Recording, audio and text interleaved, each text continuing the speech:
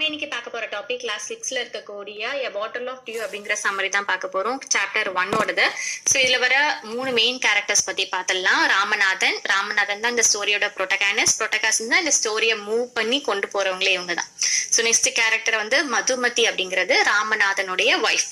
So மூணாவது character வந்து மஹிபுட் அப்படிங்கிறது அந்த ஊருக்கு வரக்கூடிய ஒரு முனிவர். ஸோ இவங்க 3 பேர் வச்சு அந்த கதை ஃபுல்லாவே மூவ் ஆகும்.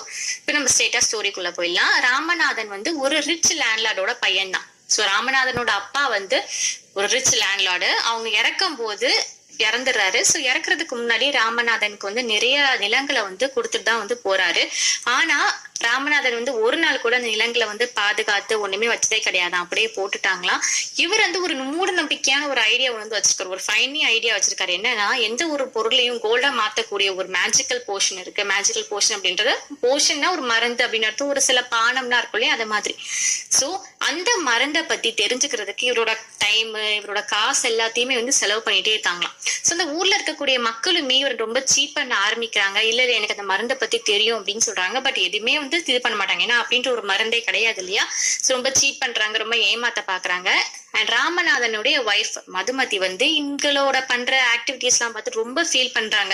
என்ன இவங்க இப்படி மணி இந்த அளவுக்கு வேஸ்ட் பண்றாங்களே, மக்கள் எல்லாரும் வந்து முட்டாளா நினைக்கிறாங்க. பட் அதை கூட அவர் புரிஞ்சுக்காம காசு எல்லாமே வேஸ்ட் பண்ணிட்டு இருக்காங்க. அண்ட் இப்படியே இவர் வந்து மணியை வந்து ஸ்பெண்ட் பண்ணிட்டே போனாரு அப்படின்னா கடைசியில ஒரு நாள் எந்த ஒரு மணியே இல்லாம ரொம்ப நிப்பாரு அப்படின்ட்டு வந்து யோசிச்சுட்டு ரொம்ப வரி பண்ணிட்டு இருக்காங்களாம்.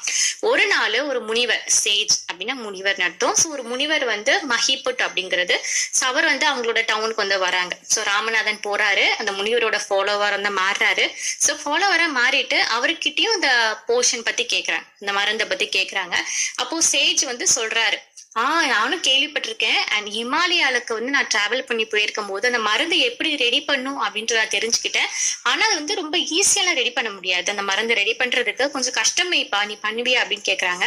ஸோ என்ன பண்ணணும் அப்படின்ட்டு ராமநாதன் கேட்கும் போது நம்மளோட இந்த முனிவர் என்ன சொல்றாருன்னா, முதல்ல நீ பனானா ட்ரீ வந்து பிளான் பண்ணணும்.